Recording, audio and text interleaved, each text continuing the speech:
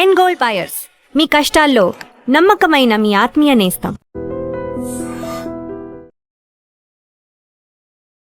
అనేది నాకు బాగా నమ్మకం వచ్చింది. సార్, 'మాతృదేవోభవ' ఇంత పెద్ద సక్సెస్ అయిన తర్వాత యాక్చువల్‌గా మీరు ఈ సినిమా కంటే ముందు చిరంజీవి గారితో చాలా క్లోజ్డ్ అసోసియేషన్ మీకు. అవును.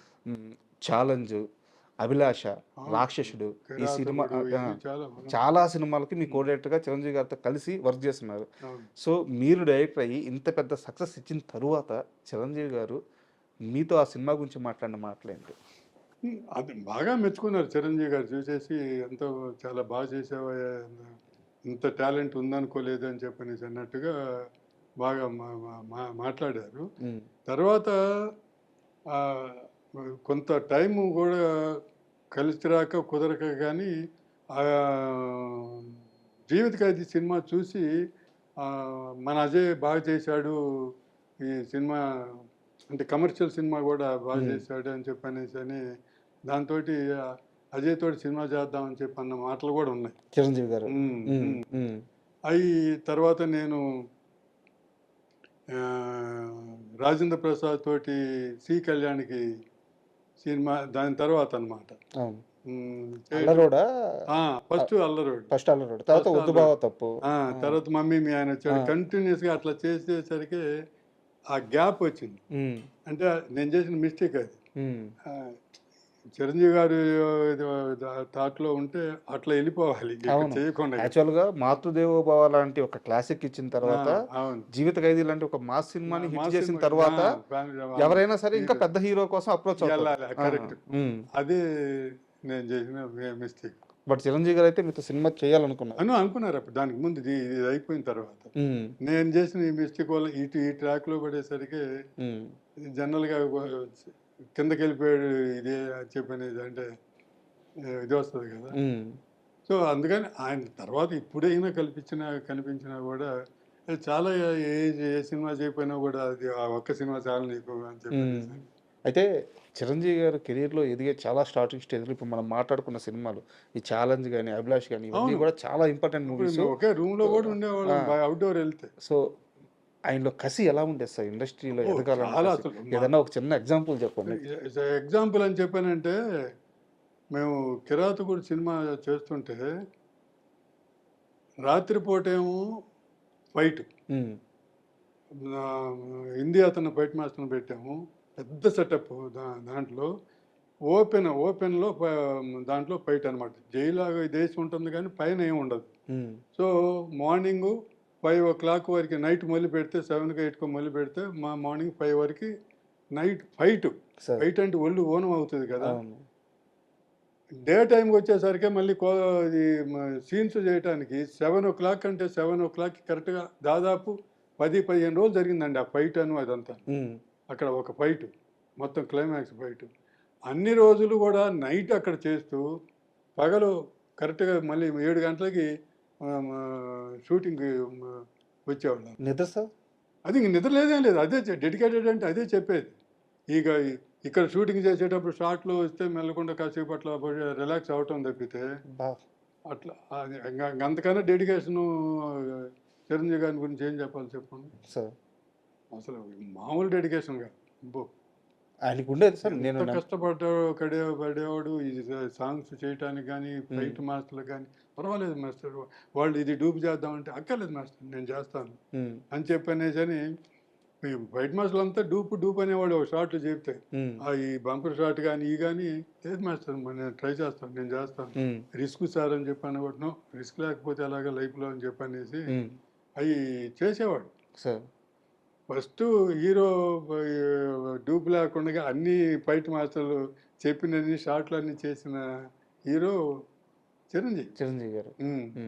సార్ వారికి ఉండేదా నేను ఖచ్చితంగా నెంబర్ 1కి వెళ్ళాలి, ఇది నా స్థానం అని చెప్పేసి అది గోల్గా పెట్టుకోండేవారు? అవునవును, అది ఉండేది.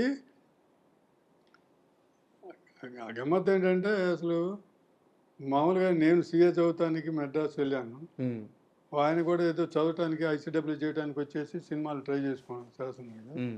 మేము ఎవరి సంబంధం లేకుండా భోజన హోటల్ మేము కామన్గా చేసే భోజన హోటల్ ఒకటి ఉంది, ఉమ్, సుప్రియ అని చెప్పని హోటల్ అని చెప్పనేది అని పాండే బజార్లో ఉంటుంది. సార్. బ్యూటిఫుల్గా ఉంటుంది భోజనం, ఉమ్, నాన్ వెజిటేరియన్ ఉండదు, వెజిటేరియన్ అనమాట. ఉమ్, చాలా నీట్గా చాలా బాగుంటుంది. సార్. అక్కడికి చిరంజీవి గారు, ప్రసాద్, సుధాకర్, ఉమ్, కామెడీ వీళ్ళు ముగ్గురు భోజనాలకు వచ్చేవాళ్ళు. సార్.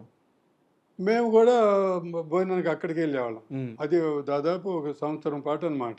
ఉమ్, భోజనానికి అక్కడ వెళ్తే ఇప్పుడు అందరు భోజనానికి వస్తే వెయిట్ చేయాల్సి వస్తుంది కదా బయట. అవును. వెయిట్ చేసినప్పుడు మాట్లాడుకుంటుంటే వాళ్ళు ఆ సినిమాల గురించి ఈ గురించి ఇవన్నీ మాట్లాడుతూ ఉంటే, ఓహో వీళ్ళు సినిమాల కోసం చేసేవాళ్ళు అటుగా ఉందని చెప్పేసి అలా అనుకుంటుండేవాళ్ళే. మనుషులను చూసుకుంటూ ఇదన్నీ ఒక తెలియదు కాబట్టి ఉమ్, పలకరించుకోవటం ఉండదు, కానీ మాట్లాడుకుంటే ఏదన్నా మాటలు కలిపితే మామూలు మాట్లాడుకోవటం అట్లా ఉండేది, తెలిసేది. సార్. అది ఇక అట్లా పోయిన తర్వాత సడన్గా మళ్ళీ నేను జాయిన్ అయిపోయి ఇంకా ఆయన సినిమాల్లోకి వెళ్ళాడని తెలిసింది. ఇక నాకు ఉమ్, నేను దీంట్లోకి వచ్చాను అనేది చూడగానే షాక్ అయ్యి నువ్వు అని చెప్పనేసని ఉమ్, అప్పుడు అంటే సీఏ చేస్తున్నామని తెలియదు కానీ మామూలుగా ఇదని. అప్పుడు అంటే హోటల్ పేరు సుప్రియ అని చెప్పారు. అవును. వారి అమ్మాయి పేరు కూడా సుప్రియ అనే పెట్టుకున్నారు ఆ హోటల్. అంటే అక్కడ ఏమన్నా ఆయనకి మంచి అనుభూతులు ఏమన్నా ఉన్నాయా హోటల్? అదేం కాదు, ఆయన వేరే పెట్టుకున్నాడు కానీ ఆ హోటల్లో మా అనుభూతి అని చెప్పంటే ఆ సుధాకర్ కానీ వాళ్ళు కానీ ఆ హోటల్లోనే తినే వాళ్ళు హీరోలు అయ్యారు ఆ రకంగా చెప్పుకోవాలంటే. సార్.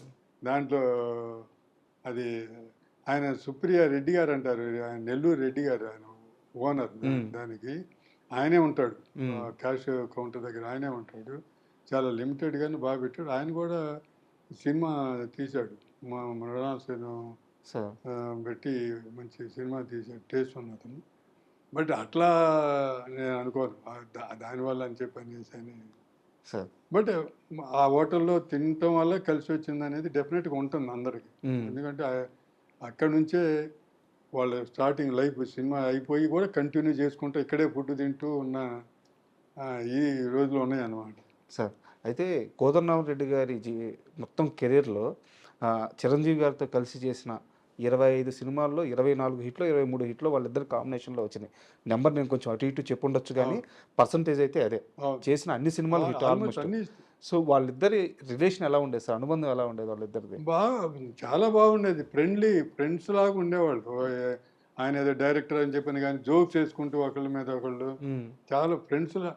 అసలు షూటింగ్లో ఎంత హ్యాపీగా ఉంటుందంటే ఒక హీరోను ఒక డైరెక్టర్ ఏదో రిజర్వ్డ్గా కూర్చోవటాలు లేకపోతే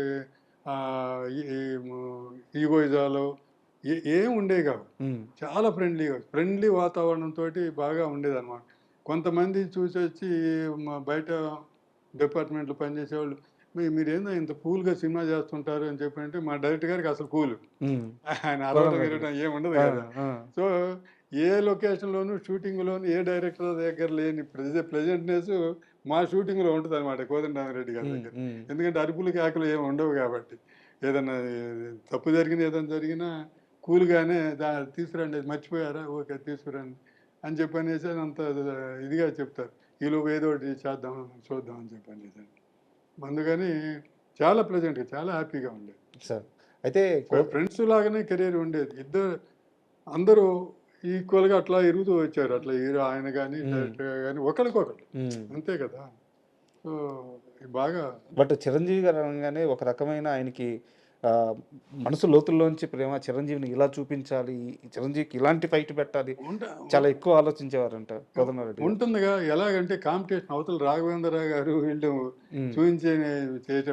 సేమ్ హీరోతో చేసేటప్పుడు మనం ఏదో డిఫరెంట్గా చూపించాలి చేయాలి అని చెప్పి అనేది ఉంటుంది కదా మామూలుగా. దానికోసమని అందరు కోదండరామిరెడ్డి గారి దగ్గర ఉన్న మంచి గుణం ఏంటంటే ఒపీనియన్స్ తీసుకుంటాడు. ఏదన్నా చేసినా, షార్ట్ చేసినా, లేకపోతే ఇంకోటి అయినా సీన్ అయినా గెటప్ అయినా ఏది చేసినా కూడా ఏమి బాగుందా అని చెప్పాను. అట్లాగా ఆయన 4 ఒపీనియన్ తీసుకొని వెళ్తాడు అనమాట. సార్ మాతృదేవ